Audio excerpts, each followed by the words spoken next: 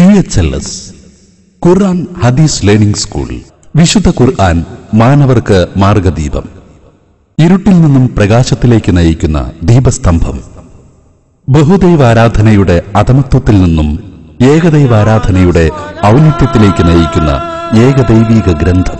അവസാന നാളുവരെ നിലനിൽക്കുന്ന ഈ ഗ്രന്ഥത്തെ അടുത്തറിയാൻ ISM സംസ്ഥാന സമിതി സംഘടിപ്പിക്കുന്ന QHLS ഖുർആൻ ഹദീസ് ലേണിംഗ് സ്കൂൾ സംസ്ഥാന സംഗമം 2011 സെപ്റ്റംബർ 18 ഞായറാഴ്ച കോട്ടയം മാമൻ മാപ്പിള ഹാളിൽ. വിശുദ്ധ ഖുർആൻ മാനവമോചനത്തിന്റെ ഗ്രന്ഥമാണ്. ധർമ്മത്തിലേക്കും സത്യത്തിലേക്കും നന്മയിലേക്കും നയിക്കുന്ന ശാന്തിയുടെയും സമാധാനത്തിന്റെയും മനുഷ്യ സൗഹാർദ്ദത്തിന്റെയും സന്ദേശം പഠിപ്പിക്കുന്ന വിശുദ്ധ ഖുർആനിനെ അടുത്തറിയാൻ QHLS കേരള മുസ്ലിം നവോത്ഥാന സംരംഭങ്ങൾക്ക് നേതൃത്വം നൽകിയ മുസ്ലിം കൈരളിയെ ഘോരാന്ധകാരത്തിൽ നിന്ന് വിജ്ഞാനത്തിന്റെ വിഹായസിലേക്ക് കൈപിടിച്ചുയർത്തിയ കേരള നദ്വത്തുൽ മുജാഹിദീൻ യുവജന വിഭാഗം ISM ആധുനിക ലോകം അഭിമുഖീകരിക്കുന്ന ധാർമ്മിക സാമൂഹിക പ്രതിസന്ധികൾക്കുള്ള യഥാർത്ഥ പരിഹാരം വിശുദ്ധ ഖുർആൻ വിഭാവനം ചെയ്യുന്ന ദർശനങ്ങളിലേക്കുള്ള മടക്കമാണെന്ന് ഉദ്ഘോഷിച്ചുകൊണ്ട് കേരളീയ യുവതയ്ക്ക് ധാർമ്മിക സാമൂഹിക സാംസ്കാരിക രംഗങ്ങളിൽ മൂല്യബോധത്തിന്റെ അടിത്തറ പാകിയ ISM സംസ്ഥാന സമിതി 2011 സെപ്റ്റംബർ 18 ഞായറാഴ്ച കോട്ടയം മാമൻ മാപ്പിള ഹാളിൽ വെച്ച് കേരളത്തിലെ ഏറ്റവും വലിയ അനൗപചാരിക ധാർമ്മിക വിദ്യാഭ്യാസ പദ്ധതിയായ ഖുർആൻ ഹദീസ് ലേണിംഗ് സ്കൂളിന്റെ സംസ്ഥാന സംഗമം സംഘടിപ്പിച്ചു.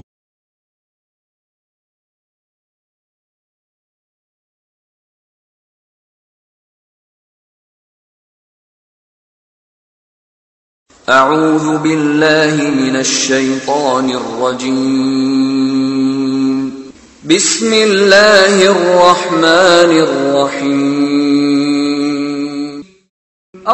الرحمن علم القرآن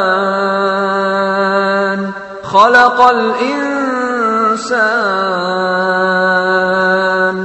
علمه البيان الشمس والقمر بحسبان والنجم والشجر يسجدان والسماء رفعها ووضع الميزان ألا تطغوا في الميزان وأقيموا الوزن بالقسط ولا تخسروا الميزان والأرض وضعها للأنام فيها فاكهة والنخل ذات الأكمام. الحمد لله والصلاة والسلام على رسول الله وعلى آله وصحبه الفائزين برضا الله ومن أحسن قولا ممن دعا إلى الله وعمل صالحا وقال إنني من المسلمين. വേദിയിലിരിക്കുന്ന ബഹുമാന്യരെ, പ്രിയപ്പെട്ട സഹോദരന്മാരെ, സഹോദരിമാരെ, അസ്സലാമു അലൈക്കും. സർവേശ്വരനായ അല്ലാഹുവിൽ നിന്നുള്ള സമാധാനമുണ്ടാകട്ടെ. കഴിഞ്ഞ ഓഗസ്റ്റ് 6 തീയതി മാർക്ക് ഡഗൻ എന്നൊരു യുവാവ് ലണ്ടൻ പോലീസിന്റെ വെടിയേറ്റ് മരിച്ചതിൽ പ്രതിഷേധിച്ചുകൊണ്ട് വെളുത്തവരും കറുത്തവരും അടങ്ങുന്ന യുവാക്കൾ ലണ്ടനിലെ തെരുവുകളിലേക്ക് ഇറങ്ങി. പ്രതിഷേധമായി ആരംഭിച്ചത് കടകൾ കൊള്ളയടിക്കുന്നതിലേക്ക് തെന്നിമാറി. ചെരുപ്പുകളും വസ്ത്രങ്ങളും ഇലക്ട്രോണിക് ഉപകരണങ്ങളും സ്വർണവും വജ്രവും വരെ കടകളിൽ നിന്നും എടുത്തുകൊണ്ട് കൊള്ളയടിച്ചോടുന്ന പുരുഷന്മാരുടെയും സ്ത്രീകളുടെയും കുട്ടികളുടെയും ചിത്രങ്ങൾ നാം ടെലിവിഷനിലൂടെ ദർശിച്ചു. അതിലൊരു സംഭവം മനുഷ്യ മനസ്സിനെ ഒരുപാട് നൊമ്പരപ്പെടുത്തുന്നതായിരുന്നു. അഷ്റഫ് അസീഖ് എന്ന് പറയുന്ന ഒരു മലേഷ്യൻ വിദ്യാർത്ഥി ആക്രമിക്കപ്പെട്ടു.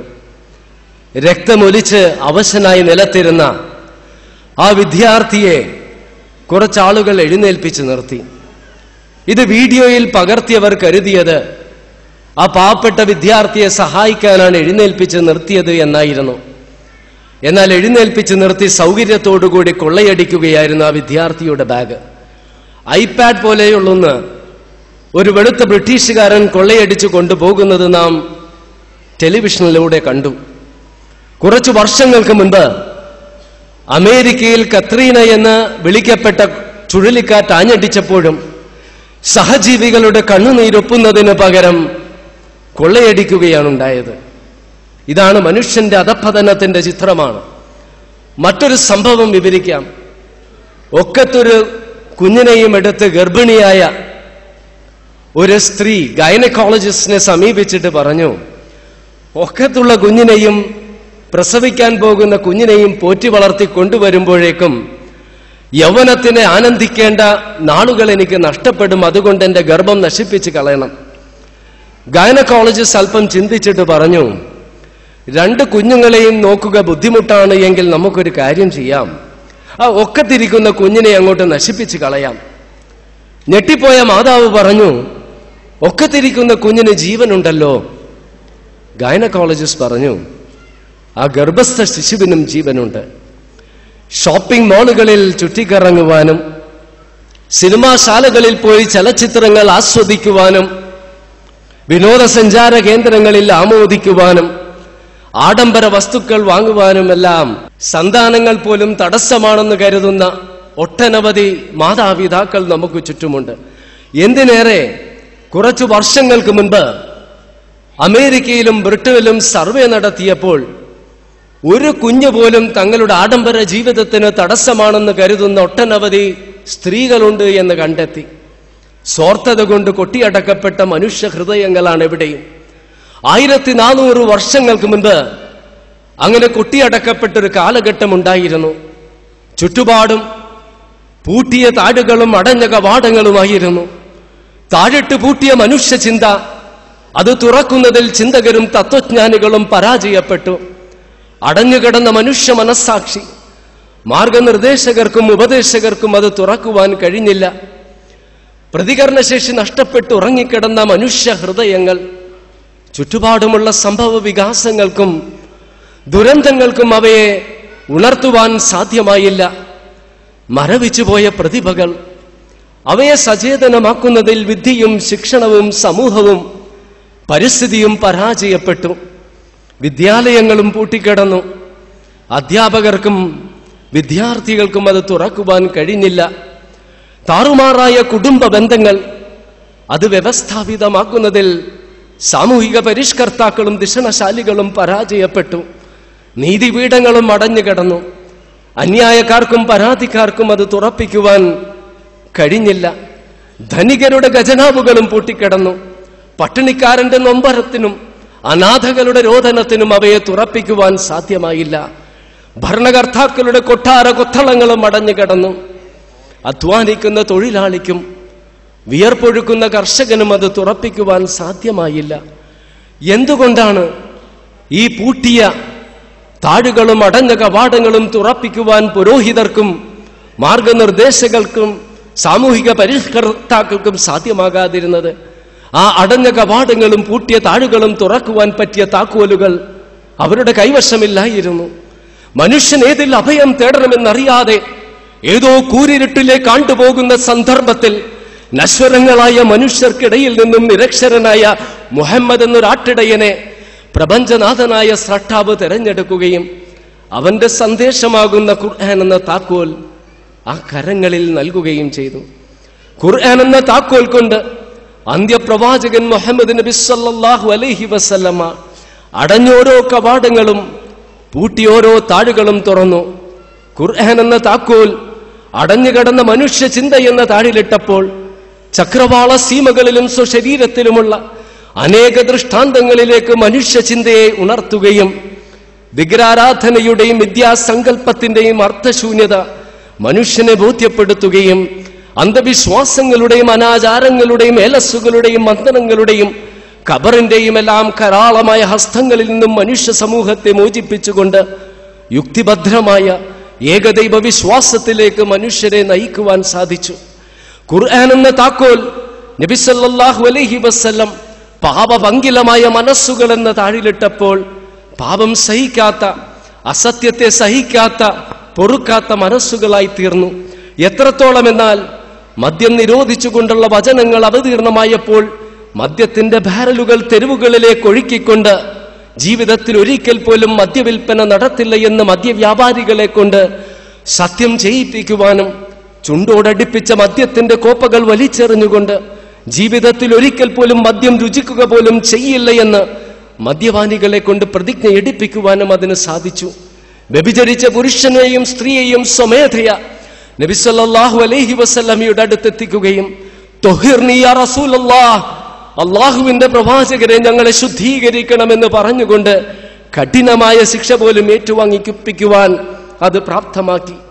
അന്നത്തെ ലോകമഹാശക്തിയായ പേർഷ്യൻ ചക്രവർത്തിയുടെ രത്നങ്ങൾ പതിച്ച അമൂല്യമായ കിരീടം കൈവശം വന്ന ഒരു സാധാരണ പടയാളി ഇത് ജനങ്ങൾക്ക് അവകാശപ്പെട്ടതാണെന്ന് തിരിച്ചറിഞ്ഞുകൊണ്ട് ഖലീഫയായ ഉമർ റളിയല്ലാഹു അൻഹുവിന്റെ മുൻപിൽ കൊണ്ട് വെക്കുന്ന രീതിയിൽ സത്യസന്ധരാക്കുവാൻ ഖുർആന് സാധിച്ചു.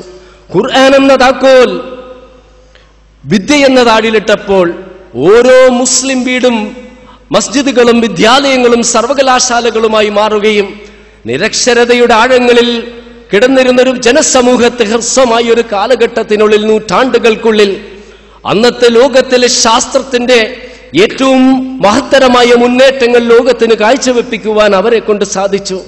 ഖുർആൻ എന്ന താക്കോൽ സ്വാർത്ഥത എന്ന താഴിലിട്ടപ്പോൾ തന്നെ മാത്രം സ്നേഹിച്ചിരുന്ന ഒരു ജനവിഭാഗം തന്നെക്കാളുപരി, തന്റെ മാതാപിതാക്കളെക്കാളുപരി, സന്താനങ്ങളെക്കാളുപരി, ആഗ്രഹങ്ങളെയും അഭിലാഷങ്ങളെയും സ്വപ്നങ്ങളെയും സങ്കല്പങ്ങളെക്കാളുപരി പ്രപഞ്ചനാഥനായ സ്രഷ്ടാവിനെയും അവന്റെ പ്രവാചകനെയും സ്നേഹിക്കുവാനുള്ള രീതിയിൽ, സഹജീവികളുടെ കണ്ണുനീരൊപ്പുവാനുള്ള രീതിയിൽ അവരെ ഉയർത്തുവാൻ സാധിച്ചു. ഖുർആൻ എന്ന താക്കോൽ പരസ്പരം പോരടിച്ചിരുന്ന, ആരാലും അറിയപ്പെടാതിരുന്ന ഗോത്രവർഗത്തിന്റെ ഹൃദയങ്ങളിലിട്ടപ്പോൾ ഹ്രസ്വമായൊരു കാലത്തിനുള്ളിൽ അന്നത്തെ ലോകമഹാശക്തികളായ റോമിന്റെയും പേർഷ്യയുടെയും കൊട്ടാര കൊത്തളങ്ങൾ മലർക്കെ തുറന്നുകൊണ്ട് സത്യത്തിന്റെയും നീതിയുടെയും ധർമ്മത്തിന്റെയും പതാകകൾ അവിടെ പാറിപ്പിക്കുവാനും സാധിച്ചു. ഖുർആൻ പഠന വിഷയമാക്കിയവരാണ് എൻ്റെ മുൻപിലിരിക്കുന്നവർ. എന്തിൻ്റെ അടിസ്ഥാനത്തിലാണ് ഈ പരിവർത്തനം ഉണ്ടാക്കിയത്? 3 പ്രധാനമായ കാര്യങ്ങൾ. ഒന്ന്, യുക്തിഭദ്രമായി ഖുർആൻ പഠിപ്പിച്ചു കൊടുത്തു. ഒരു സ്രഷ്ടാവുണ്ടെന്ന് അവിടെ അവസാനിപ്പിച്ചില്ല. എന്തിനു വേണ്ടിയാണ് മനുഷ്യനെ സൃഷ്ടിച്ചതെന്നും സ്രഷ്ടാവിന്റെ കൽപ്പനകൾ എന്തെല്ലാമാണെന്നും നിങ്ങൾ ചെയ്യാൻ പാടില്ലാത്ത തിന്മകൾ എന്തെല്ലാമാണെന്നും വ്യക്തമായി ബോധ്യപ്പെടുത്തി.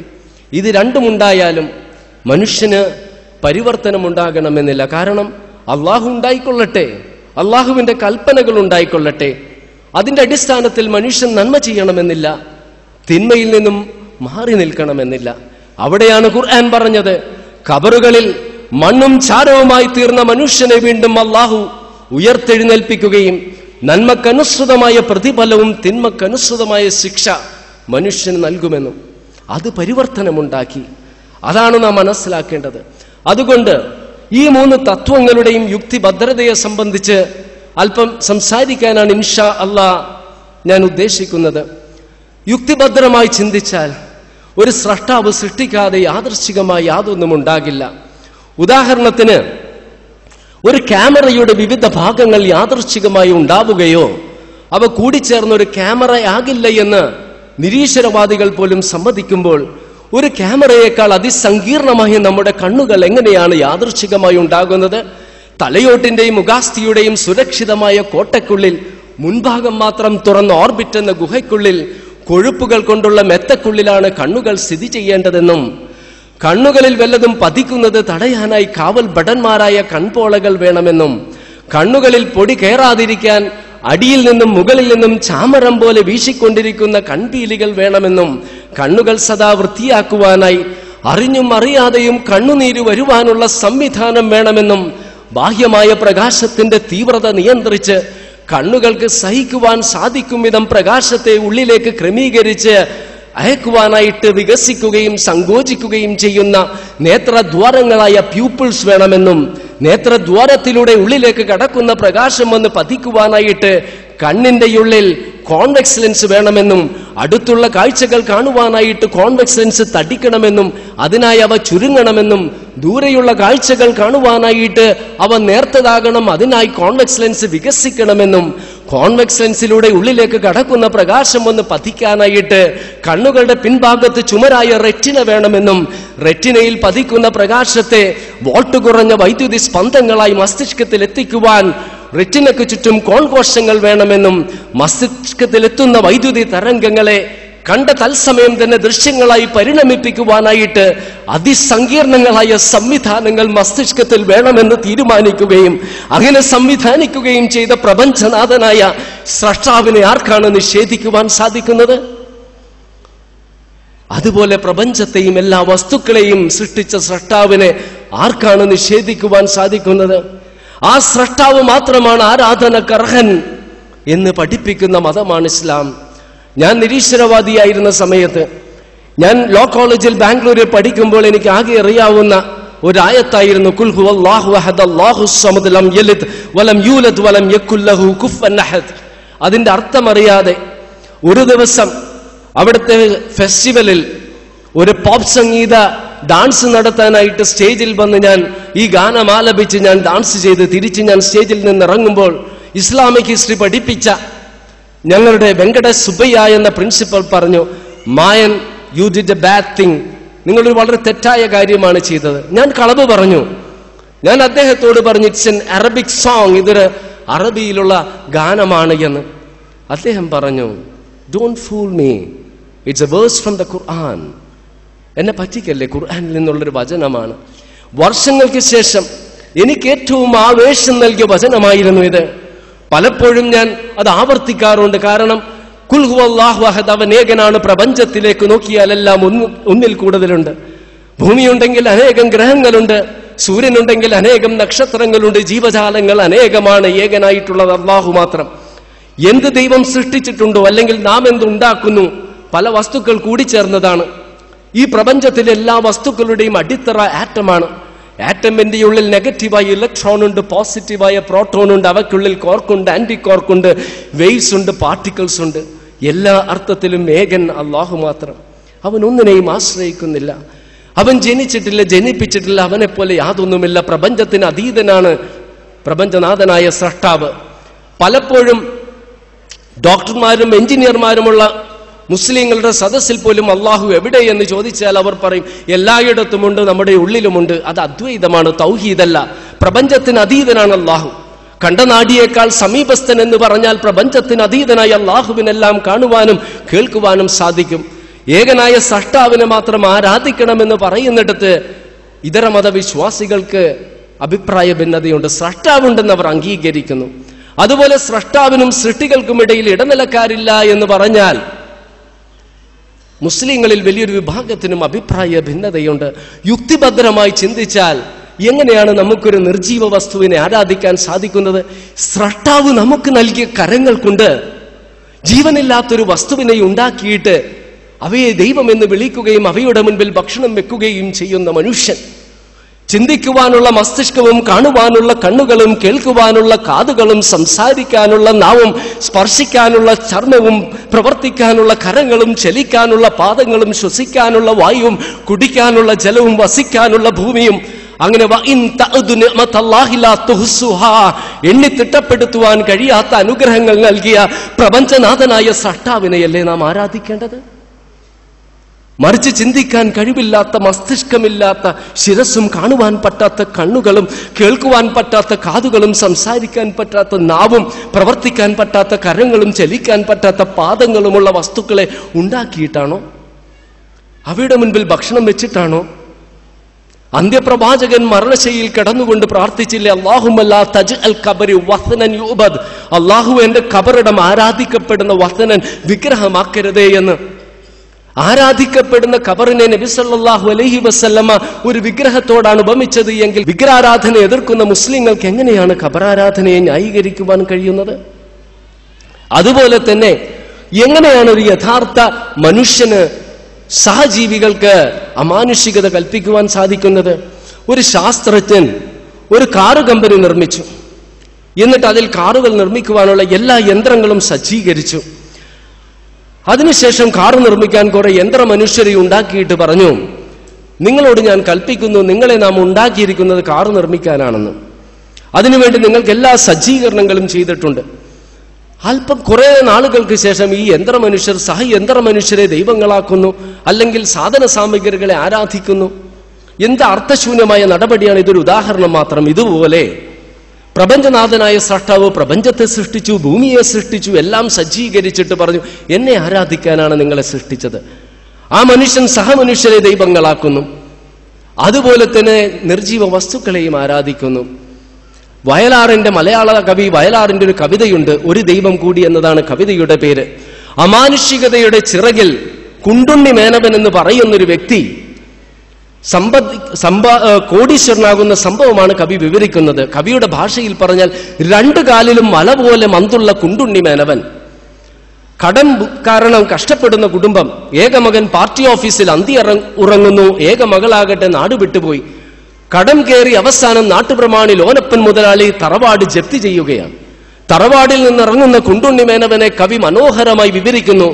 ഒറ്റക്കിറങ്ങി നടന്നു വഴിയിലേക്കൊപ്പം നടക്കുവാൻ തന്നിഴൽ മാത്രമായി, മുൻപിൽ കിഴക്കോട്ട് നീളും നിഴലിന്റെ പിന്നിൽ നിഴൽ പോലിറങ്ങിത്തിരിക്കവേ, അത്തറ വാട്ടിലീ ജന്മത്തു മന്തുകാൽ കുത്തുമെന്നോർത്തില്ല കുണ്ടുണ്ണി മേനവൻ. ആ തറവാട്ടിലിനി ജീവിതകാലം മുഴുവൻ കാലുകുത്താൻ കഴിയുമെന്ന് കുണ്ടുണ്ണി മേനവൻ ഓർത്തില്ല. എന്നാൽ കുണ്ടുണ്ണി മേനവനിൽ നിന്നും തറവാട് വാങ്ങിയ ലോനപ്പൻ മുതലാളി അവിടുത്തെ മരങ്ങൾ മുറിക്കുവാൻ തൊഴിലാളികളെ വെക്കുന്നു. ആ പറമ്പിൽ ഒരു മരത്തിന് അമാനുഷികത ആളുകൾ കൽപ്പിച്ചിട്ടുണ്ടായിരുന്നു. അത് മുറിക്കുവാൻ തൊഴിലാളികൾ വിസമ്മതിച്ചപ്പോൾ ദേഷ്യത്തോടുകൂടി ലോനപ്പൻ മുതലാളി കോടാലി വാങ്ങി ആ മരത്തിലേക്ക് ആഞ്ഞ് വെട്ടി. ഈ പരിചയമില്ലാത്ത പണി ചെയ്തതുകൊണ്ടും മരം ഉണങ്ങി നിന്നതിനാലും കോടാലി ചെന്ന് തറച്ച വേഗതയിൽ തിരിച്ചു വന്ന് ഈ ലോനപ്പൻ മുതലാളിയുടെ നെഞ്ചിൽ തറക്കുകയും ലോനപ്പൻ മുതലാളി മരിച്ചു വീഴുന്നു. വാർത്ത കാട്ടുതീ പോലെ പരന്നു.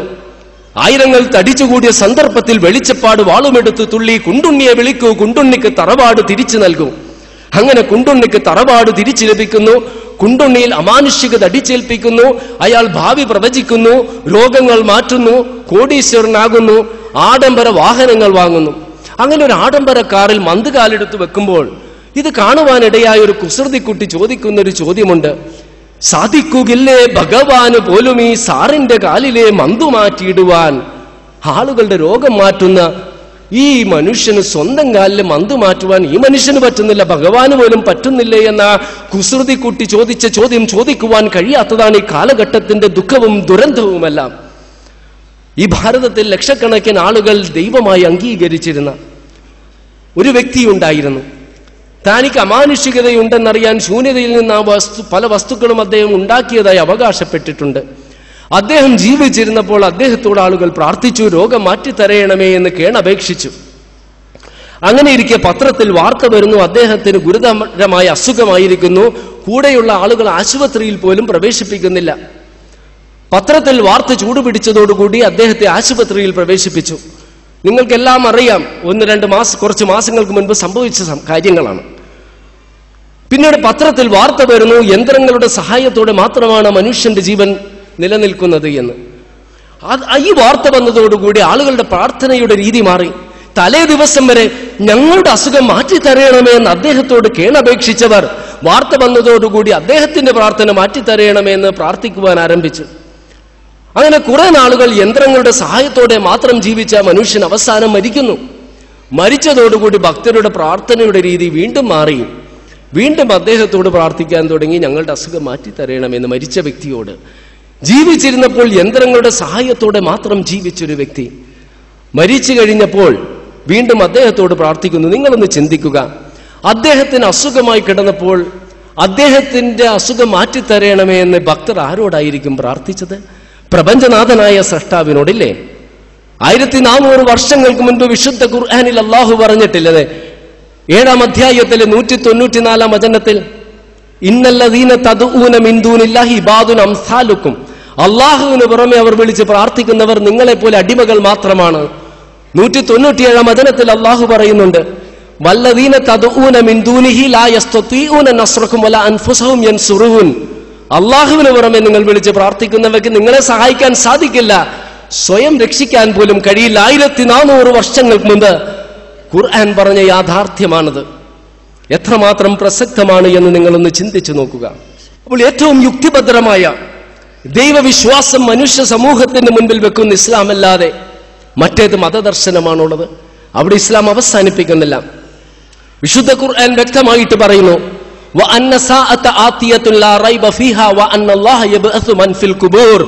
അന്ത്യദിനം സംഭവിക്കുകയില്ല എന്നും കുഴിമാടങ്ങളിൽ കിടക്കുന്നവരെ ഉയർത്തെഴുന്നേൽപ്പിക്കില്ല എന്നും നിങ്ങൾ കരുതുന്നുവോ എന്ന് അല്ലാഹു പറയുകയാണ്.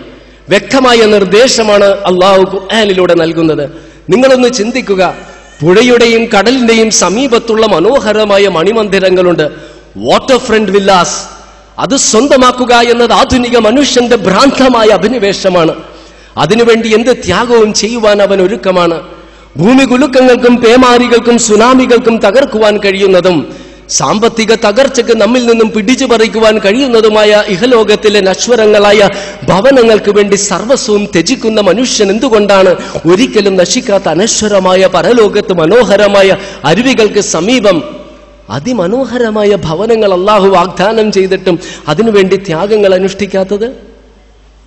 പോറ്റിയ സന്താനങ്ങളും സ്നേഹിച്ച ഇണയും സഹായിച്ച സുഹൃത്തും വഞ്ചിക്കുന്നുവെന്ന് വിലപിക്കുന്ന മനുഷ്യൻ എന്തുകൊണ്ടാണ് എണ്ണിത്തിട്ടപ്പെടുത്തുവാൻ കഴിയാത്ത അനുഗ്രഹങ്ങൾ നൽകിയ പ്രപഞ്ചനാഥനായ അള്ളാഹുവിനോട് നന്ദി കാണിക്കാത്തത്? അള്ളാഹുവിനോട് നന്ദി കാണിച്ചാൽ തീർച്ചയായും പ്രതിഫലം ലഭിക്കുമെന്ന് ഉറപ്പായിട്ടും നാം എന്തേ നന്ദി കാണിക്കുന്നില്ല? ഈ ലോകത്ത് ഒരുപാട് നാൾ ജീവിക്കാമെന്ന തെറ്റായ ധാരണയാണ് മനുഷ്യനുള്ളത്. ഈ ലോകത്തുള്ളത് സർവസ്വം നശിച്ചിട്ടുണ്ട്. ഒരുപാട് നേരം കണ്ണാടിയുടെ മുൻപിൽ നിന്നും സൗന്ദര്യം ആസ്വദിച്ച മനുഷ്യൻ, ഒരുപാട് സമയമെടുത്ത് അവൻ ചീകിവെച്ച തലമുടി അവൻ ആഗ്രഹിക്കുന്നില്ല എങ്കിലും പൊഴിയുകയും നരക്കുകയും ചെയ്യുന്നു. വിലയേറിയ സൗന്ദര്യവർദ്ധക വസ്തുക്കൾ കൊണ്ട് മിനുസപ്പെടുത്തിയ ചർമ്മങ്ങൾ അവൻ എത്ര പിടിച്ചു നിർത്താൻ ശ്രമിച്ചാലും അതിൽ ചുളിവുകൾ വീണുകയാണ്. അവന് പ്രിയങ്കരമായ കാഴ്ചശക്തിയും കേൾവിശക്തിയും കുറയുകയും അവസാനമില്ലാതെയാവുകയും ചെയ്യുന്നു. അവസാനം ശവക്കല്ലറയിൽ കിടക്കുമ്പോൾ അവൻ ഏറ്റവും അധികം സ്നേഹിച്ചിരുന്ന ശരീരത്തെ പുഴുക്കൾ കാർന്നു തിന്നുകയാണ്. മനോഹരങ്ങളായ കണ്ണുകളുടെ സ്ഥാനത്ത് 2 കുഴികളും തുടുത്ത കവിളിന്റെ സ്ഥാനത്തെല്ലും അസ്ഥിപഞ്ചരമായി പുഴുക്കൾക്ക് ആഹാരമായി തീരുന്നു. എല്ലാം നശിക്കും. ഒരിക്കലും തകരില്ല എന്ന് കരുതിയിരുന്ന ആകാശം മുട്ട് ഉയർന്നിരുന്ന വൻ കെട്ടിടങ്ങൾ നിമിഷങ്ങൾക്കുള്ളിൽ തകർന്നത് നാം കണ്ടിട്ടില്ലേ? ഒരിക്കലും മുങ്ങില്ല എന്ന് നിർമ്മാതാക്കൾ അഹങ്കരിച്ചിരുന്ന ടൈറ്റാനിക് കപ്പൽ മുങ്ങിയില്ലേ? ഒരിക്കലും നശിക്കില്ല എന്നും സൂര്യൻ അസ്തമിക്കാത്ത സാമ്രാജ്യം എന്ന് അഹങ്കരിച്ചിരുന്ന ബ്രിട്ടൻ പരിമിതമായ ഭൂപ്രദേശങ്ങളിൽ ഒതുങ്ങിയില്ലേ? ലോകമഹാശക്തിയായി അഹങ്കരിച്ചിരുന്ന USSR നഷ്ടപ്പെട്ട ഒരു രാഷ്ട്രമായി തീർന്നില്ലേ? സാമ്പത്തിക ഉത്തുംഗതയിൽ നിൽക്കുന്നുവെന്ന് അഹങ്കരിച്ച അമേരിക്ക സാമ്പത്തിക പ്രതിസന്ധിയിൽ കിടന്ന് വട്ടം തിരിയുകയല്ലേ? ഒന്നും ശാശ്വതമല്ല. നാം ഒരു കാലം മുന്നോട്ട് വെക്കുമ്പോൾ മരണത്തോട് അടുത്തിരിക്കുകയാണ്. അതാണ് നബി സല്ലല്ലാഹു അലൈഹി വസല്ലമ പറഞ്ഞത്, മരണത്തെക്കുറിച്ച് നിങ്ങൾ സദാ ചിന്തിക്കണം, അവരെ അതിനുവേണ്ടി തയ്യാറെടുക്കുകയുള്ളൂ എന്ന്. വിശുദ്ധ ഖുർആൻ 13-ാം അധ്യായത്തിൽ 26-ാം വചനത്തിൽ പറയുന്നില്ലേ, വമൽ ഹയാത്തു ദുനിയാ ഫിൽ ആഖിറതി ഇല്ലാ മത്താ. പരലോകവുമായി തട്ടിച്ചു നോക്കുമ്പോൾ ഇഹലോകം ഒരു സുഖാനുഭവമല്ലാതെ മറ്റൊന്നുമല്ല എന്ന്. ഖുർആൻ അവതീർണമായ കാലഘട്ടത്തിൽ പ്രപഞ്ചത്തിലേക്കും മനുഷ്യ ശരീരത്തിലേക്കുമെല്ലാം നമ്മുടെ ശ്രദ്ധ തിരിച്ചു വിട്ടുകൊണ്ടാണ് ചിന്തിക്കാൻ കൽപ്പിച്ചത് എങ്കിൽ ഇന്ന് മനുഷ്യൻ നിർമ്മിക്കുന്ന വസ്തുക്കളിൽ പോലും വ്യക്തമായ ദൃഷ്ടാന്തങ്ങളുണ്ട്. ആധുനിക ജീവിതത്തിൽ അനിവാര്യ ഘടകമായ കമ്പ്യൂട്ടറിനെ കുറിച്ച് ചിന്തിക്കുക. കമ്പ്യൂട്ടറിന് ഒരു ബാഹ്യ ഘടനയുണ്ട്, ഔട്ടർ ക്യാബിനറ്റ് എന്ന് പറയും. അതിനെ നമ്മുടെ ബാഹ്യമായ ശരീരത്തോട് ഉപമിക്കാം. ഈ കമ്പ്യൂട്ടറിന്റെ ഉള്ളിൽ ഹാർഡ്വെയർ ഉണ്ട്, അതിനെ നമ്മുടെ ആന്തരിക അവയവങ്ങളോട് ഉപമിക്കാം. ഈ ഔട്ടർ ക്യാബിനറ്റും ഹാർഡ്വെയറും ഉണ്ടെങ്കിലും കമ്പ്യൂട്ടർ പ്രവർത്തിക്കില്ല. പ്രവർത്തിക്കണമെങ്കിൽ സോഫ്റ്റ്വെയർ വേണം. ഈ സോഫ്റ്റ്വെയർ നമുക്ക് കാണാൻ സാധിക്കില്ല, തൊട്ടു നോക്കാനും പറ്റില്ല. 2 CD എടുത്ത് ഒരു CD-യിൽ നാം സോഫ്റ്റ്വെയർ ലോഡ് ചെയ്യുന്നു, മറ്റേ CD ഒഴിഞ്ഞത് ബ്ലാങ്ക് ആണെങ്കിലും തൂക്കി നോക്കിയാൽ ഭാരം ഒന്ന് തന്നെയായിരിക്കും. എന്നാൽ കമ്പ്യൂട്ടറിൽ നാം അത് ഇട്ട് കഴിഞ്ഞാൽ അത് നാം പ്രവർത്തിക്കുമ്പോൾ നമുക്കറിയാം സോഫ്റ്റ്വെയർ ഉണ്ട് എന്ന്. അതുപോലെ 25 വയസ്സുള്ളൊരു യുവാവിനെ ഒരു ഡീപ് ഫ്രീസറിന്റെ ഉള്ളിൽ 1 മണിക്കൂർ വെച്ച് പുറത്തെടുത്തു കഴിഞ്ഞാൽ മരിച്ചിരിക്കും. അവയവങ്ങൾക്ക് ഒരു കേടുപാടും സംഭവിക്കില്ല. ജീവൻ നമുക്ക് കാണുവാനും തൊട്ടുനോക്കുവാനും സാധിക്കില്ല. ഒരാൾ സംസാരിക്കുമ്പോൾ നമുക്കറിയാം ജീവനുണ്ട് എന്ന്. അപ്പോൾ ഈ സോഫ്റ്റ്വെയറിനെ നമ്മുടെ ജീവനുമായിട്ട് നമുക്ക് താരതമ്യം ചെയ്യാം. ഈ കമ്പ്യൂട്ടറിൽ ഔട്ടർ ക്യാബിനറ്റും ഹാർഡ്വെയറും സോഫ്റ്റ്വെയറും ഉണ്ടെങ്കിലും കമ്പ്യൂട്ടർ പ്രവർത്തിക്കില്ല. ബാഹ്യമായിട്ട് ഒരാൾ സ്വിച്ച് അമർത്തി കീബോർഡിൽ അമർത്തണം. കമ്പ്യൂട്ടറിനെ സംബന്ധിച്ച് ബാഹ്യമായൊരു ശക്തി ഉള്ളിലേക്ക് വരുന്നു. അതിനെ നമ്മുടെ ആത്മാവിനോട് നമുക്ക് താരതമ്യം ചെയ്യാം. കമ്പ്യൂട്ടർ സ്വിച്ച് ഓഫ് ചെയ്യുന്നതിനെ ഉറങ്ങിയതിനോടും സ്വിച്ച് ഓൺ ചെയ്തതിനെ ഉണർന്നതിനോടും നമുക്ക് താരതമ്യം ചെയ്യാം. അങ്ങനെ കമ്പ്യൂട്ടറിൽ നാം രേഖകൾ ശേഖരിച്ചു വെക്കുന്നു. നമ്മുടെ ചിത്രങ്ങൾ ഉണ്ടാകും, നമ്മുടെ വ്യക്തിപരമായ കണക്കുകൾ ഉണ്ടാകും. ഇത് നഷ്ടപ്പെടാതിരിക്കാനായിട്ട് ഒന്നുകിൽ നാം ചെറിയ പെൻ ഡ്രൈവിൽ സൂക്ഷിച്ചു വെക്കും, അല്ലെങ്കിൽ ഇന്റർനെറ്റിലൂടെ നാം സെർവറിൽ അത് ഭദ്രമായി സംരക്ഷിച്ചു വെക്കും. ഈ സെർവർ എവിടെയെന്ന് എനിക്കും നിങ്ങൾക്കും അറിയില്ല, എവിടെയുണ്ട് എന്ന് നമുക്കറിയാം. ഇനി കമ്പ്യൂട്ടർ നശിച്ചു എന്ന് വിചാരിക്കുക, കമ്പ്യൂട്ടറിനെ മരിച്ചതിനോട് നമുക്ക് താരതമ്യം ചെയ്യാം. പിന്നെ മറ്റൊരു ഔട്ടർ ക്യാബിനറ്റ് ഉണ്ടാക്കി ഹാർഡ്വെയർ വെച്ച് സോഫ്റ്റ്വെയർ ലോഡ് ചെയ്താൽ ഒന്നുകിൽ പെൻ ഡ്രൈവ് കുത്തിയാൽ നമുക്ക് എല്ലാം വ്യക്തമായിട്ട് കിട്ടും, അല്ലെങ്കിൽ ഇന്റർനെറ്റിലൂടെ ഡൗൺലോഡ് ചെയ്യാം. ഇനി ഒരാൾ കമ്പ്യൂട്ടർ ഉപയോഗിച്ച് സൈബർ കുറ്റകൃത്യങ്ങൾ ചെയ്യുന്നതായിട്ട് നിങ്ങളൊന്ന് കണക്കാക്കുക. അയാൾ സൈബർ കുറ്റകൃത്യങ്ങൾ ചെയ്യുകയാണ്. പോലീസുകാർ വീടിന്റെ മുൻപിൽ വന്ന് കതകിൽ മുട്ടിയപ്പോൾ അയാൾ ഒരു ചുറ്റിക എടുത്ത് കമ്പ്യൂട്ടർ നശിപ്പിച്ച് കളയുന്നു. എല്ലാ തെളിവും നഷ്ടപ്പെട്ടു. എന്നാൽ ഇന്റർനെറ്റിന്റെ സെർവറിലൂടെ അയാൾ ചെയ്ത കുറ്റകൃത്യങ്ങളെ സംബന്ധിച്ച് വ്യക്തമായ രേഖ പോലീസുകാർക്ക് ലഭിക്കുകയാണ്. കമ്പ്യൂട്ടർ മനുഷ്യന്റെ വിദൂരമായ സങ്കല്പങ്ങളിൽ പോലും എത്തി നോക്കാതിരുന്ന കാലഘട്ടത്തിലാണ് 1400 വർഷങ്ങൾക്ക് മുൻപ് പ്രപഞ്ചനാഥനായ അല്ലാഹു പറഞ്ഞത്, മനുഷ്യ നിങ്ങൾ സൂക്ഷിക്കുക, നിങ്ങളുടെ ഓരോ പ്രവൃത്തിയും നാം രേഖപ്പെടുത്തിയിരിക്കുന്നു. മരണാനന്തരം നിങ്ങളെ വീണ്ടും ഉയർത്തെഴുന്നേൽപ്പിക്കുകയും നിങ്ങളുടെ തെറ്റുകുറ്റങ്ങൾ ബോധ്യപ്പെടുത്തുകയും നിങ്ങൾ ചെയ്ത നന്മകൾ നിങ്ങളെ കാണിച്ചു തരുകയും നന്മക്കനുസൃതമായ പ്രതിഫലവും തിന്മക്കനുസൃതമായ ശിക്ഷ നിങ്ങൾക്ക് ലഭിക്കുക തന്നെ ചെയ്യുമെന്ന് വിശുദ്ധ ഖുർആൻ 6-ാം അധ്യായത്തിൽ 27-ാം വചനത്തിൽ പറയുന്നുണ്ട്. വലൗ തറ ഇദ് വുഖിഫു അലന്നാരി ഫഖാലു യാ ലൈതനാ നുറദു വലാ നുകദ്ദിബ ബിആയാതി റബ്ബിനാ വനകൂന മിനൽ മുഅ്മിനീൻ. നരകത്തിൽ അവർ നിർത്തപ്പെടുന്ന രംഗം നിങ്ങൾ കണ്ടിരുന്നുവെങ്കിൽ അവർ പറയും, ഞങ്ങളെ ഒന്ന് തിരിച്ചയച്ചിരുന്നുവെങ്കിൽ ഞങ്ങൾ നിന്റെ ദൃഷ്ടാന്തങ്ങൾ നിഷേധിക്കുമായിരുന്നില്ല, ഞങ്ങൾ സത്യവിശ്വാസികൾ ഉൾപ്പെടുമായിരുന്നുവെന്ന്. ഈ യാഥാർത്ഥ്യം നാം തിരിച്ചറിയുക. അതുകൊണ്ട് ഈ പരലോക വിശ്വാസത്തിന് വേണ്ടി എന്ത് ത്യാഗം നാം ചെയ്താലും നമുക്കൊന്നും നഷ്ടപ്പെടാനില്ല. ഉദാഹരണത്തിന് പരലോക പ്രതിഫലം ആഗ്രഹിച്ചുകൊണ്ട് അള്ളാഹുവിനെ ആരാധിച്ചാൽ അന്ധവിശ്വാസങ്ങളിൽ നിന്നും അനാചാരങ്ങളിൽ നിന്നും നമുക്ക് മോചിതരാകുവാൻ സാധിക്കും. പരലോകത്തെ ആഗ്രഹിച്ചുകൊണ്ട് നാം വ്യഭിചരിക്കാതിരുന്നാൽ വ്യഭിചാരത്തിലൂടെ സംഭവിക്കാവുന്ന സ്ത്രീപീഡന കേസുകളിൽ നിന്നും അതുപോലെ തന്നെ കുടുംബ തർക്കങ്ങളിൽ നിന്നും കലഹങ്ങളിൽ നിന്നും മനുഷ്യൻ രോഗങ്ങളിൽ നിന്നും മോചിതരാകുവാൻ സാധിക്കും. അള്ളാഹുവിന്റെ പ്രതിഫലവും പരലോക പ്രതിഫലവും ആഗ്രഹിച്ചുകൊണ്ട് നാം മദ്യപിക്കാതിരുന്നാൽ മദ്യപാനത്തിലൂടെ സംഭവിക്കാവുന്ന കലഹങ്ങളിൽ നിന്നും അപകട മരണങ്ങളിൽ നിന്നും രോഗങ്ങളിൽ നിന്നും മനുഷ്യന് മോചിതനാകുവാൻ സാധിക്കും. പരലോക പ്രതിഫലം ആഗ്രഹിച്ചുകൊണ്ട് സഹജീവികളെ സ്നേഹിച്ചാൽ, നാം അഴിമതി നടത്താതിരുന്നാൽ, ചൂഷണം ചെയ്യാതിരുന്നാൽ, അതിക്രമങ്ങൾ പ്രവർത്തിക്കാതിരുന്നാൽ നമുക്കൊന്നും നഷ്ടപ്പെടാനില്ല.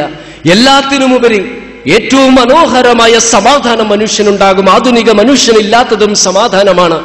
ഖാദിസിയ യുദ്ധത്തിൽ സഅദ് ഇബ്നു അബീ വഖാസ് റളിയല്ലാഹു അൻഹുവിന്റെ പ്രതിനിധിയായി ഇബ്നു ആമിർ റളിയല്ലാഹു അൻഹു റുസ്തമിന്റെ സന്നിധിയിലേക്ക് കടന്നു ചെന്ന സന്ദർഭത്തിൽ അദ്ദേഹത്തിന്റെ ചുറ്റിനും പരിവാരങ്ങളും ആഡംബരങ്ങളുമെല്ലാം. ഇതൊന്നുമില്ലാതെ കടന്നു വരുന്ന ഏതൊരു മനുഷ്യനും ഭയവും അപകർഷതാബോധവും തോന്നേണ്ട സന്ദർഭത്തിൽ കുറിയ കുതിരപ്പുറത്ത് കയറി പരുത്ത വസ്ത്രങ്ങൾ ധരിച്ച് പരുക്കൻ പരിചയന്തി കടന്നു ചെന്ന് ഇബ്നു ആമിർ റളിയല്ലാഹു അൻഹുവിനോട് നീ ആര് എന്ന് ചോദിച്ചപ്പോൾ സൃഷ്ടികളെ ആരാധിക്കുന്നതിൽ നിന്നും ഏകനായ സ്രഷ്ടാവിനെ ആരാധിക്കുന്നതിലേക്കും ഇഹലോകത്തിന്റെ കുടുസിൽ നിന്നും അതിന്റെ വിശാലതയിലേക്കും മതങ്ങളുടെ അതിക്രമങ്ങളിൽ നിന്നും ഇസ്ലാമിന്റെ നീതിബോധത്തിലേക്കും നയിക്കുവാൻ നിയുക്തരായവരാണ് ഞങ്ങളെന്ന് പറയുവാൻ സാധിച്ചത് അചഞ്ചലമായ ദൈവവിശ്വാസം ഒന്ന് മാത്രമാണ്. അത്തരമൊരു വിശ്വാസിയുടെ കയ്യിൽ ആയുധമില്ല എങ്കിലും അയാൾ ശക്തനാണ്. പിന്നിൽ അനുയായികളും സുഹൃത്തുക്കളുമില്ല എങ്കിലും അയാൾ പ്രതാപവാനാണ്. സ്വർണവും വെള്ളിയും നിറച്ച ഖജനാവുകളില്ല എങ്കിലും അയാൾ സമ്പന്നനാണ്. കാരണം സർവസ്വം അയാൾ അല്ലാഹുവിൽ അർപ്പിക്കുന്നു. അത്തരം ഒരു വിശ്വാസിക്കറിയാം, ഇബ്രാഹിം നബി അലൈഹിസ്സലാമെ അഗ്നികുണ്ഡത്തിൽ നിന്നും രക്ഷിച്ച, നൂഹ് നബി അലൈഹിസ്സലാമിനെ പ്രളയത്തിൽ നിന്നും രക്ഷിച്ച, ലൂത്ത് നബി അലൈഹിസ്സലാമയെ പ്രളയത്തിൽ നിന്നും രക്ഷിച്ച, നൂഹ് നബി അലൈഹിസ്സലാമിനെ പ്രകൃതിക്ഷോഭത്തിൽ നിന്നും രക്ഷിച്ച, യൂസുഫ് നബി അലൈഹിസ്സലാമിനെ ആഴക്കിടലിൽ നിന്നും മോചിപ്പിച്ച, മൂസ നബി അലൈഹിസ്സലാമെ കടൽ പിളർത്തിക്കൊണ്ട് ഫിർഔനിൽ നിന്നും രക്ഷിച്ച, യാക്കൂബ് നബി അലൈഹിസ്സലാമിന് നഷ്ടപ്പെട്ട സന്താനത്തെ നൽകിയ, അയ്യൂബ് നബി അലൈഹിസ്സലാമക്ക് രോഗക്ക് ശമനം നൽകിയ, യൂനസ് നബി അലൈഹിസ്സലാമെ മത്സ്യത്തിന്റെ വയറിൽ നിന്നും രക്ഷിച്ച, സക്രിയ നബി അലൈഹിസ്സലാമക്ക് വാർദ്ധക്യത്തിൽ സന്താന സൗഭാഗ്യം നൽകി അനുഗ്രഹിച്ച, ഈസാ നബി അലൈഹിസ്സലാമെ യഹൂദിൽ നിന്നും രക്ഷിച്ച് തന്നിലേക്ക് ഉയർത്തിയ, അന്ത്യപ്രവാചകൻ മുഹമ്മദ് നബി സല്ലല്ലാഹു അലൈഹി വസല്ലമക്ക് ബദറിൽ ഐതിഹാസികമായി വിജയം നൽകിയ പ്രപഞ്ചനാഥനായ സൃഷ്ടാവ് രക്ഷിക്കുമെന്ന് ഈ ഒരു വിശ്വാസമാണ് നബി സല്ലല്ലാഹു അലൈഹി വസല്ലമക്ക് എല്ലാ പ്രതിസന്ധികളെയും നേരിടുവാൻ സാധിച്ചത്. പ്രവാചകൻ അനുഭവിച്ചതുപോലെയുള്ള വേദനകൾ നാം ആരും അനുഭവിച്ചിട്ടില്ല.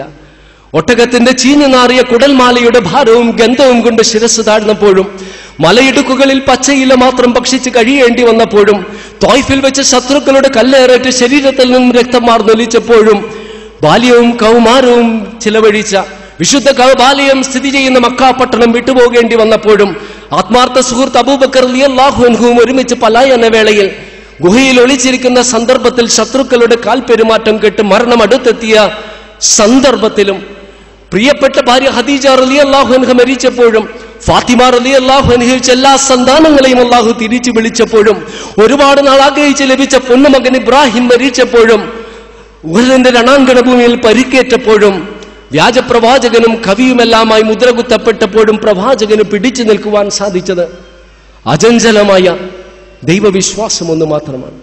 അത് ഖുർആനിലൂടെ നമുക്ക് ലഭിക്കുന്നതാണ്. ഈ സത്യം നാം തിരിച്ചറിയുക. ഇസ്ലാമില്ലാത്തൊരു ലോകത്തെ സംബന്ധിച്ച് നമുക്ക് സങ്കല്പിക്കുവാൻ സാധിക്കുകയില്ല. ആഭാസ നൃത്തങ്ങൾ മാത്രം സംപ്രേഷണം ചെയ്യുന്ന MTVയിലെ ആങ്കർ ഗേൾ എന്ന നിലയിൽ വളരെ പ്രശസ്തിയായ ക്രിസ്റ്റീന ബേക്കർ 3-4 വർഷങ്ങൾക്ക് മുൻപ് ഇസ്ലാം സ്വീകരിച്ചു. BBC, CNN, ഫോക്സ് ടെലിവിഷനുകൾ ഇസ്ലാമിനെ സംബന്ധിച്ച് നടത്തുന്ന ചർച്ചകളിൽ അവർ പങ്കെടുക്കാറുണ്ട്. അങ്ങനെ BBC നടത്തിയൊരു ചർച്ചയിൽ അവർ പങ്കെടുത്തപ്പോൾ ക്രിസ്റ്റീന ബേക്കർ പറഞ്ഞു, ഇസ്ലാം സഹിഷ്ണുത പുലർത്തുന്ന മതമാണ്, മുസ്ലിങ്ങൾ സഹിഷ്ണുത ഉള്ളവരാണ്. ഉടനെ ഒരു ബ്രിട്ടീഷുകാരൻ അതിനെ ശക്തമായി എതിർത്തു. എന്തടിസ്ഥാനത്തിലാണ് എതിർത്തതെന്നറിയാമോ? യാതൊരു ലജ്ജയുമില്ലാതെ ആ ബ്രിട്ടീഷുകാരൻ പറയുകയാണ്, അയാൾ ഒരു സ്വവർഗ ലൈംഗിക ബന്ധത്തിൽ ഏർപ്പെടുന്ന വ്യക്തിയാണ്. ബ്രിട്ടനിൽ അഭിപ്രായ സർവേ നടത്തിയപ്പോൾ മഹാഭൂരിപക്ഷം മുസ്ലിങ്ങളും സ്വവർഗ ലൈംഗിക ബന്ധത്തെ എതിർത്തു. പിന്നെ എങ്ങനെയാണ് മുസ്ലിങ്ങൾ സഹിഷ്ണുതയുള്ളവരെന്ന് പറയുന്നത്? ഇത് കേൾക്കേണ്ട താമസം ചർച്ച നിയന്ത്രിച്ചിരുന്ന ആ BBCയിലെ വനിത ക്രിസ്റ്റീന ബേക്കറിന്റെ നേരെ തിരിഞ്ഞിട്ട് പറയുന്നു, ഇസ്ലാം സഹിഷ്ണുത പുലർത്തുന്ന മതമാണ് എങ്കിൽ, മുസ്ലിങ്ങൾ സഹിഷ്ണുതയുള്ളവരാണ് എങ്കിൽ എന്തുകൊണ്ട് നിങ്ങൾ സ്വവർഗ ലൈംഗിക ബന്ധത്തെ അനുകൂലിക്കുന്നില്ല? കുറച്ച് മാസങ്ങൾക്ക് മുൻപ് ഇവിടെ പത്രങ്ങളിൽ വലിയൊരു ചിത്രമുണ്ടായിരുന്നു. ക്യൂബയിൽ ആദ്യമായി നടന്ന സ്വവർഗ വിവാഹത്തിന്റെ ചിത്രം. എന്താണ് ഈ മാധ്യമങ്ങൾ കരുതുന്നത്? അധാർമികത ധർമ്മമാക്കുവാൻ അവരെ കൊണ്ട് സാധിക്കുമെന്നോ? അമേരിക്കയിലെയും യൂറോപ്പിലെയും ഭരണാധികാരികൾ അവർക്കെതിരെ ശബ്ദിക്കില്ല, കാരണം മനുഷ്യാവകാശ ലംഘകരെന്ന് വിളിച്ച് അവർ ആക്ഷേപിക്കും. എന്നാൽ മുസ്ലിങ്ങളെ സംബന്ധിച്ചിടത്തോളം മാധ്യമങ്ങളല്ല ഇവിടുത്തെ ധാർമ്മിക മൂല്യങ്ങൾ കൊണ്ടുവരുന്നത്, മറിച്ച് പ്രപഞ്ചനാഥനായ സ്രഷ്ടാവാണ്. മാധ്യമങ്ങൾ ഈ യാഥാർത്ഥ്യം അറിയുന്നത് കൊണ്ട് തന്നെയാണ് നിരന്തരമായിട്ട് ഇസ്ലാമിനെയും ഖുർആനെയും പ്രവാചകനെയും അവഹേളിച്ചു കൊണ്ടിരിക്കുന്നത്. എന്നാൽ അവരുടെ വിമർശനങ്ങളൊന്നും ഇസ്ലാമിന്റെ മുന്നേറ്റത്തിന് കടിഞ്ഞാണിടുവാൻ സാധിച്ചിട്ടില്ല. കഴിഞ്ഞ 3-4 വർഷങ്ങൾക്കുള്ളിൽ ഇസ്ലാം സ്വീകരിച്ച കുറച്ച് പ്രശസ്തരായ വ്യക്തിത്വങ്ങളെ നിങ്ങൾക്ക് ഞാൻ പരിചയപ്പെടുത്തി തരാം. അമേരിക്കയുടെ പരമോന്നത നിയമനിർമ്മാണ സഭയായ ഹൗസ് ഓഫ് റെപ്രസെന്റേറ്റീവ്സിന്റെ ചരിത്രത്തിൽ ആദ്യമായി വിശുദ്ധ ഖുർആനിൽ കരം വെച്ച് സത്യപ്രതിജ്ഞ ചെയ്ത് അംഗത്വം സ്വീകരിച്ച ഡോക്ടർ കീത്ത് എല്ലിസൺ, അമേരിക്കൻ പട്ടണമായ മീക്കാനിലെ മേയറായ കീത്ത് എല്ലിസ്, മില്യൺ കണക്കിന് ആൽബങ്ങൾ വിറ്റഴിക്കുന്ന ലോക പ്രശസ്ത റാപ്പ് സംഗീത ട്രൂപ്പായ ബാഡ് ബോയ്സിലെ പ്രമുഖ ഗായകൻ ലൂൺ, അതുപോലെ മറ്റൊരു പ്രമുഖ റാപ്പ് സംഗീത ട്രൂപ്പായ ഔട്ട്ലോസിലെ പ്രമുഖ ഗായകനായ നെപ്പോളിയൻ, ഫ്രാൻസിന്റെ സംഗീത ലോക ചരിത്രത്തിലെ സർവകാല റെക്കോർഡുകൾ ഭേദിച്ച ഡാൻസ് മാ ബബിൾ എന്ന പ്രസിദ്ധമായ ആൽബത്തിലെ ഗാനങ്ങൾ പാടിയ ഡിയാം, അതുപോലെ തന്നെ പോപ്പ് സംഗീത ചക്രവർത്തി എന്ന് മാധ്യമങ്ങൾ വിശേഷിപ്പിക്കുന്ന മൈക്കിൾ ജാക്സന്റെ മൂത്ത സഹോദരൻ ജെർമെയിൻ ജാക്സൺ. ഈ കാലയളവിൽ ഒരുപാട് ക്രിസ്ത്യൻ പാതിരിമാരും ഇസ്ലാം വാരിപ്പുണർന്നിട്ടുണ്ട്. ജോഷുവ, ഇവാൻസ്, അങ്ങനെ യൂണിക്കെ സിയോൺ മുതലായ ആളുകൾ. നിങ്ങളൊന്ന് മനസ്സിലാക്കുക, ഇസ്ലാം തീവ്രവാദം പ്രചരിപ്പിക്കുന്ന മതമാണെന്നും മുസ്ലിങ്ങളെല്ലാം ഭീകരവാദികളാണെന്ന മാധ്യമങ്ങളുടെ നുണപ്രചരണങ്ങളെ അവഗണിച്ചുകൊണ്ട് അമേരിക്കയിലും ബ്രിട്ടനിലും ഫ്രാൻസിലും ജർമ്മനിയിലും ഇറ്റലിയിലും പോർച്ചുഗലിലും സ്പെയിനിലും റഷ്യയിലും ചൈനയിലുമെല്ലാം ഓരോ വർഷവും ഇസ്ലാം സ്വീകരിക്കുന്ന ആയിരക്കണക്കിന് സത്യവിശ്വാസികളെയും വിശ്വാസിനികളെയും സാക്ഷി നിർത്തിക്കൊണ്ട് നമുക്ക് ഉറക്കെ പ്രഖ്യാപിക്കാം, മാധ്യമങ്ങളുടെ നുണപ്രചരണങ്ങൾക്ക് ഒരിക്കലും ഇസ്ലാമിന്റെ മുന്നേറ്റത്തെ കടിഞ്ഞാണിടുവാൻ സാധിക്കുകയില്ല എന്ന്. ഇസ്ലാം സ്ത്രീകളെ മനുഷ്യരായി ഗണിക്കുന്നില്ല, അന്തസ്സും അവകാശങ്ങളും അർഹിക്കുന്ന വിഭാഗമായി പരിഗണിക്കുന്നില്ല. വീടിന്റെ ചുമരുകൾക്കുള്ളിൽ തളച്ചിട്ട് പുരുഷന്റെ നിഴലും അടിമയുമായി അധപ്പതിപ്പിക്കുകയാണ്.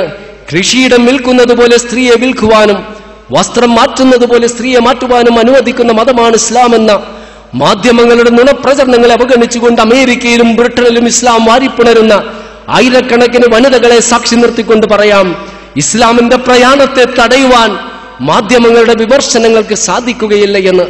ശിരോവസ്ത്രം അണിയുന്നത് പിഴ ഈടാക്കപ്പെടുന്നതും തൊഴിൽ വിദ്യാഭ്യാസ മേഖലകളിൽ പ്രവേശനം നിഷേധിക്കപ്പെടുന്ന, കുറ്റകൃത്യമായി അംഗീകരിക്കപ്പെടുന്ന നാടുകളിലും നഗ്നത പ്രദർശിപ്പിക്കുന്നത് അഭിമാനവും നഗ്നത മറക്കുന്നതാകട്ടെ പ്രാകൃതമെന്ന് കൊട്ടിഘോഷിക്കപ്പെട്ട പരിഷ്കാരത്തിന്റെ പറുദീസകളെന്ന് അറിയപ്പെടുന്ന ന്യൂയോർക്കിലും ലണ്ടനിലും പാരീസിലും മെഡ്രിഡിലും സിഡ്നിയിലും മെൽബോണിലും മോസ്കോയിലും എല്ലാം അഭിമാനത്തോടുകൂടി ഇസ്ലാമിക വേഷം ധരിച്ചു കൊണ്ടിരിക്കുന്ന ആയിരക്കണക്കിന് സത്യവിശ്വാസിനികളെ സാക്ഷി നിർത്തിക്കൊണ്ട് പറയാം, ഇസ്ലാമിന്റെ മുന്നേറ്റത്തെ തടയുവാൻ മാധ്യമങ്ങളുടെ വിമർശനങ്ങൾക്ക് ഒരിക്കലും ഒരിക്കലും ഒരിക്കലും കഴിയില്ല എന്ന്.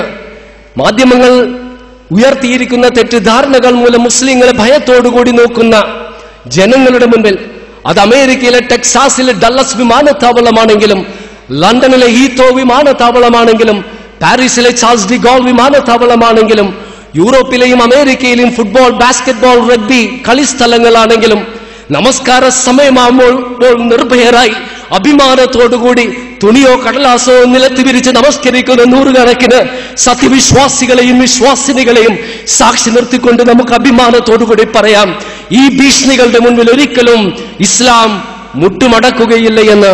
വ്യഭിചാരശാലകളും മദ്യശാലകളും ചൂതാട്ട കേന്ദ്രങ്ങളും നഗ്നതാ പ്രദർശനവും ലഹരി മരുന്നുകളുമെല്ലാം ഭൗതികതയിലേക്ക് യുവാക്കളെ മാടി വിളിക്കുമ്പോഴും തങ്ങളുടെ പെൺകുട്ടികൾക്ക് ബോയ് ഫ്രണ്ട്സും ആൺകുട്ടികൾക്ക് ഗേൾ ഫ്രണ്ട്സും ഇല്ല എങ്കിൽ തങ്ങളുടെ സന്താനങ്ങൾക്ക് എന്തോ കുറവുകളുണ്ട് എന്ന് കരുതുന്ന മാതാപിതാക്കൾ ജീവിക്കുന്ന നാടുകളിലും അള്ളാഹുവിന്റെയും പ്രവാചകന്റെയും കൽപ്പനകൾക്ക് അനുസൃതമായി ജീവിക്കുന്ന ആയിരക്കണക്കിന് സത്യവിശ്വാസികളെയും വിശ്വാസിനികളെയും സാക്ഷി നിർത്തിക്കൊണ്ട് പറയാം, എന്ത് പ്രലോഭനങ്ങൾ നിങ്ങൾക്ക് ഉണ്ടാക്കുവാൻ കഴിഞ്ഞാലും അതൊരിക്കലും ഇസ്ലാമിന്റെ മുന്നേറ്റത്തെ തടയുവാൻ കഴിയില്ല എന്ന്.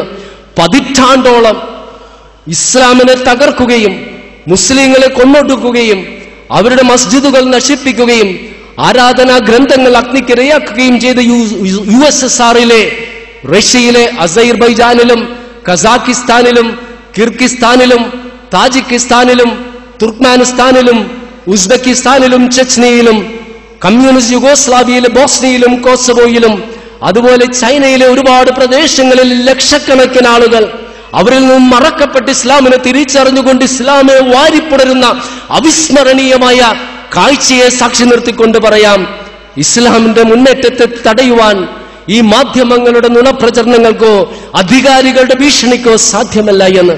കാരണം അള്ളാഹു 1400 വർഷങ്ങൾക്ക് മുൻപ് നൽകിയ വാഗ്ദാനമാണ്. അള്ളാഹുവിന്റെ പ്രകാശത്തെ അണയ്ക്കുവാൻ, കെടുത്തുവാൻ അവർ അവരുടെ വായകൾ കൊണ്ട് ശ്രമിക്കുന്നു. അവർ എത്ര ശ്രമിച്ചാലും അള്ളാഹുവിന്റെ പ്രകാശത്തെ അണക്കുവാൻ കഴിയില്ല എന്ന്. അത് അള്ളാഹുവിന്റെ വാഗ്ദാനം. പക്ഷെ നാം നമ്മോട് തന്നെ ചോദിക്കുക, എന്റെയും നിങ്ങളുടെയും പെരുമാറ്റങ്ങൾ, എന്റെയും നിങ്ങളുടെയും സ്വഭാവങ്ങൾ അത് ഇസ്ലാമിന് യോജിക്കുന്നതാണോ എന്ന്. ഞാൻ അവസാനിപ്പിക്കുകയാണ്. ഖുർആൻ മനസ്സിലാക്കിയവരാണ് എൻ്റെ മുൻപിൽ ഇരിക്കുന്നത്. ഒരുപാട് ഉത്തരവാദിത്വമുണ്ട്. മനസ്സിലാക്കിയതിനനുസൃതമായി ജീവിക്കുക, അതിനനുസൃതമായി പ്രവർത്തിക്കുക എന്നത്. നിങ്ങൾക്കൊരു വീടിനെ സംബന്ധിച്ചറിയാമോ?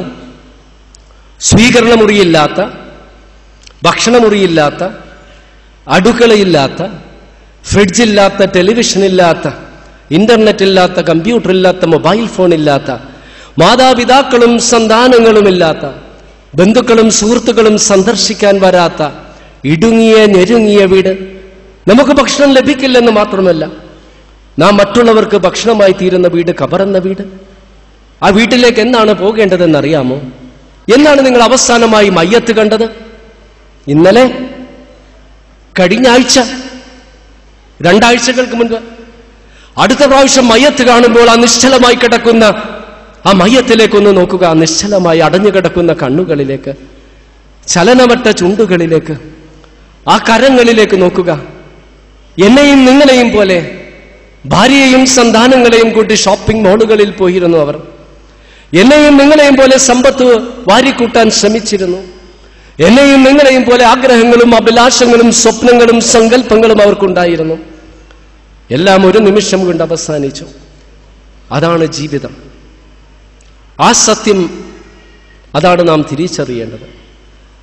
അങ്ങനെ ഖുർആൻ പഠിതാക്കൾ എന്ന നിലയിൽ ആ സത്യം ഉൾക്കൊണ്ടുകൊണ്ട് ജീവിക്കുന്ന ഖുർആനുകളായി തീരണമെന്ന് ആദ്യമായി എന്നോടും പിന്നീട് നിങ്ങളോടും പറഞ്ഞുകൊണ്ട് ഞാൻ അവസാനിപ്പിക്കുന്നു. അല്ലാഹുമ്മ ഗ്ഫിർ ലിൽ മുഅ്മിനീന വൽ മുഅ്മിനാത്ത് വൽ മുസ്ലിമീന വൽ മുസ്ലിമാത്ത് അല്ലാഹുമ്മ അഹീനാ അലൽ കിതാബി വസ്സുന്ന വഅമിത്നാ അൽ ഈമാനി വത്തൗബ റബ്ബനാ ആതിനാ ഫിദ് ദുനിയ ഹസന വഫിൽ ആഖിറതി ഹസനതൻ വഖിനാ അദാബന്നാർ. അസ്സലാമു അലൈക്കും.